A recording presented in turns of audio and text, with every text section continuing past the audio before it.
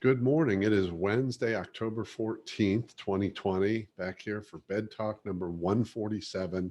We are still talking about feedback.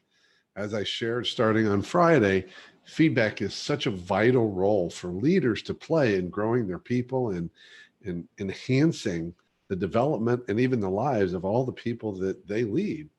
And often it's the area that gets missed the most, either because of a claimed lack of time or, frankly, leaders not having the skills to give high quality feedback. So, we're talking about what are the keys to great feedback. And I listed them on Friday. I'll list them again here. Number one is it needs to be honest, clear, direct, and actionable. Number two, we want to use questions more than statements. Number three, which I talked about yesterday, we want to focus on the improvement opportunities, what people can do better versus what they did poorly.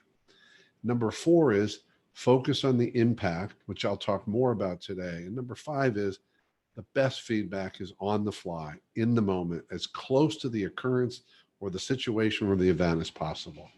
So today is about the focus on impact.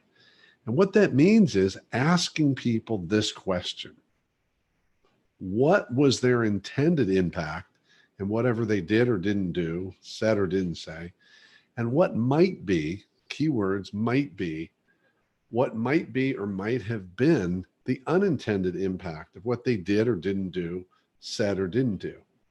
And it's also about asking a question to just say, what do you believe the impact was of how you did things, how you didn't do things, whether it's an error, whether it's not being on time, because that's the key. People change when they start to understand the ownership. If they don't care about the impact, they're telling you who they are, and it's probably time for a change.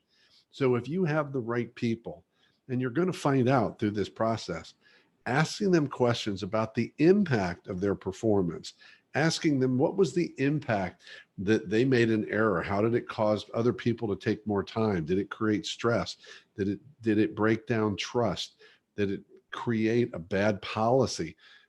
People need to understand the impact, and that's part of the feedback. And we do it, as we said on day two, with questions. What was your intended impact? What might have been the unintended impact? And asking, when you did or didn't do this thing or didn't do a certain way, what was all the impact on others and even on yourself? Impact is a powerful question. We could talk about that for hours and hours, but for today I'll leave it with that. One of the keys to great feedback is focusing the feedback through our questions on the impact of our performance or the failure of our performance. That's it for today. Keep taking care of yourself and everyone around you and stay connected. I'll be back here tomorrow to talk about number 5 on the list of great elements of feedback.